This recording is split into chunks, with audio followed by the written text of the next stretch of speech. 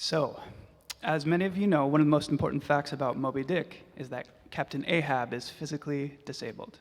Right, Moby Dick bit off his leg, and it's the reason he's trying to get revenge on the white whale in the first place.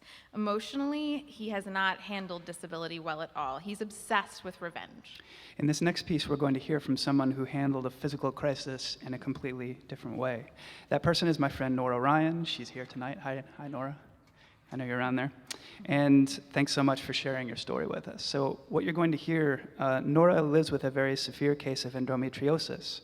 And she's undergone 2 surgeries and has had to really completely remake her life just so she can stay healthy enough to get out of bed in the morning. That's the way she puts it to me.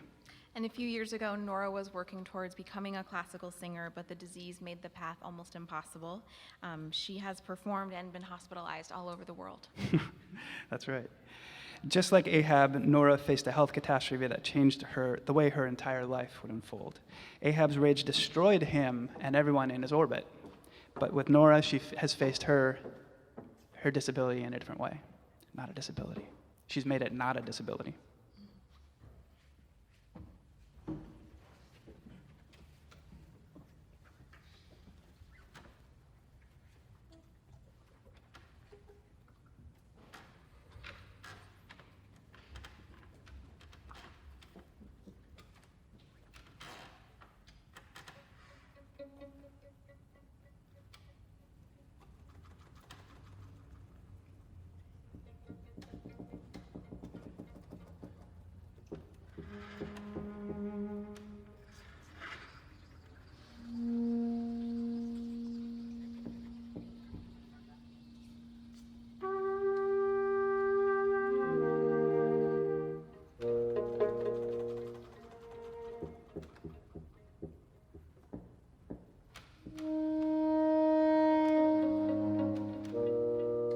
Most people who talk about their time before diagnosis talk about feeling like they must be going crazy because they're going to doctors and no one can tell them what's wrong. Colds and flus, colds and flus, colds and flus, always having a sore throat, being at the doctor with a throat that's like closed and, oh, you've got strep. They'd swab for strep, it was never strep. And that was tricky because I was gunning to be a singer.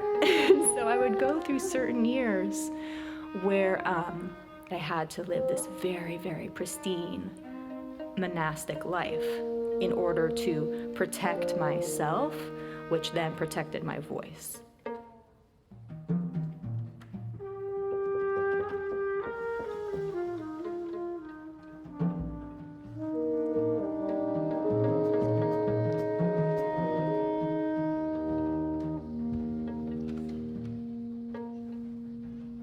The first major incident I remember, pain in my abdomen, shot out and then like spidered across my whole chest and leg. I couldn't move, I couldn't sit, I couldn't stand.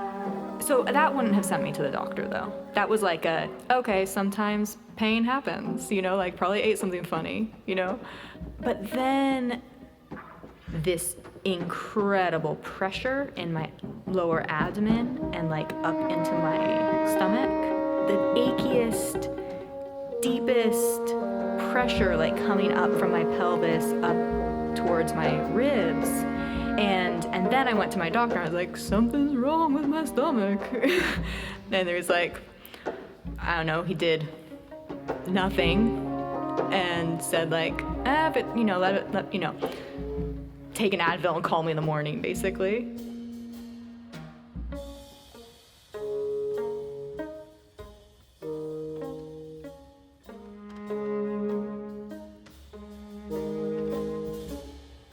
I finally got to a second opinion. It turns out it was my ovary that was stuck behind my uterus because it had gotten adhered.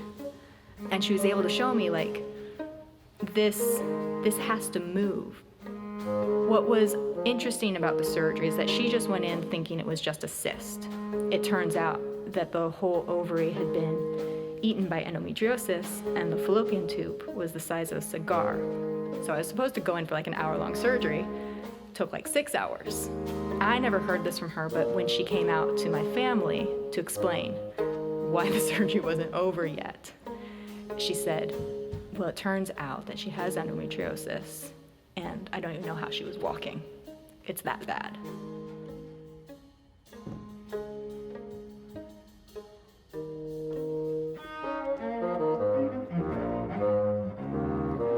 When I said nothing at all, I didn't know I was making a choice.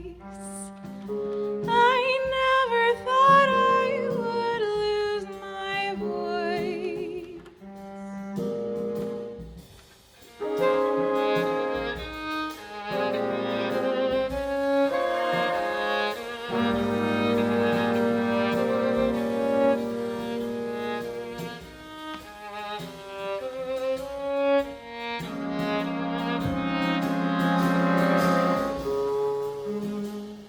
There's a magic conception window that happens after surgery.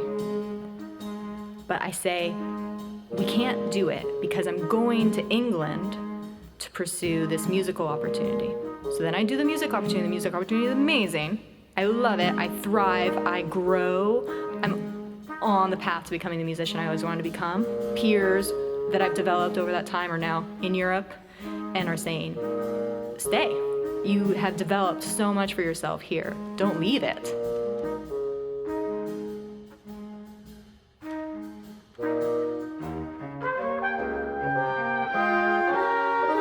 I was desperate to be heard, was desperate to speak for those words to come.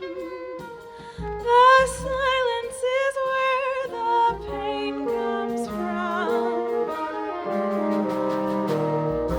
I wanted so badly. I wanted so badly. I wanted so badly to be exceptional like everyone. Isn't that how life goes? You fight hard and then you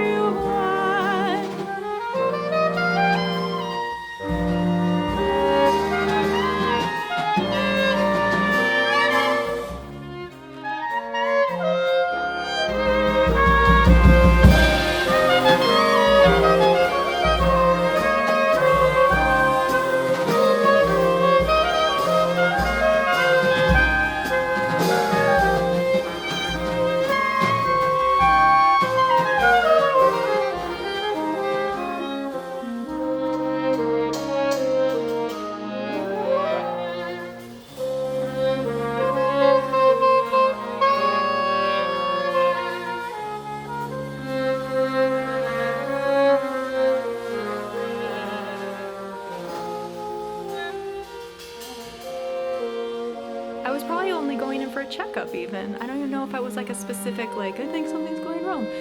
And she wanted another study, and she wanted to check up on the ovary, and the ovary had cysts again. I can't tell you how much this is not within the realm of possibility. Like, it's not okay. It is not okay to have another surgery. It is not okay to have the time out to recover from a surgery. First, I left baby making for the career, then I leave the career for the baby making, and then I'm headed into surgery again, maybe losing this last ovary.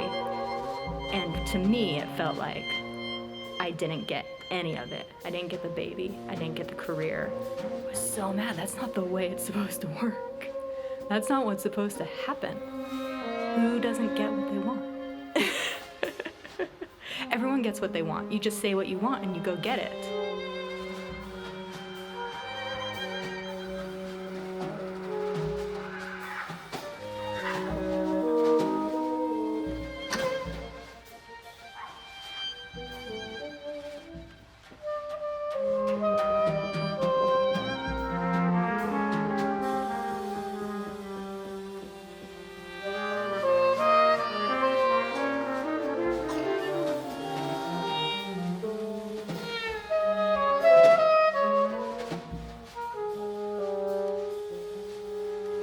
Many, many people have lots of wiggle room to be really mean to themselves and still make their lives work. And that cannot be part of the game. And that's something I had to learn. I didn't even know if I would get anything done without berating myself. And turns out I can. So for me, it's very important to have a really sophisticated emotional hygiene and that things don't get stuck anymore.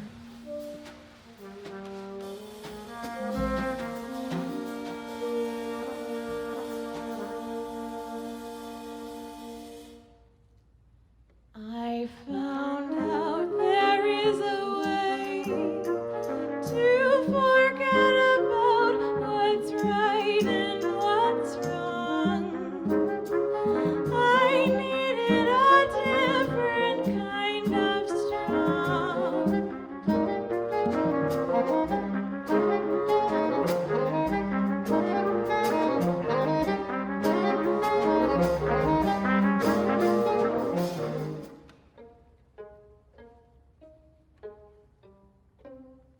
When I think to those times when I was most desperate to be heard, it's because I wouldn't listen to myself.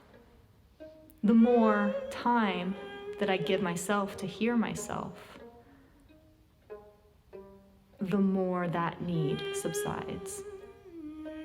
And that's a much more comfortable place to be. This is a different kind of strength, and it allows me to connect with people in a way that I've never been able to connect before. And I love that. I always wanted to be a more open person. I wanted that for myself. And now I have it. It was a hard way to get it, but I appreciate it.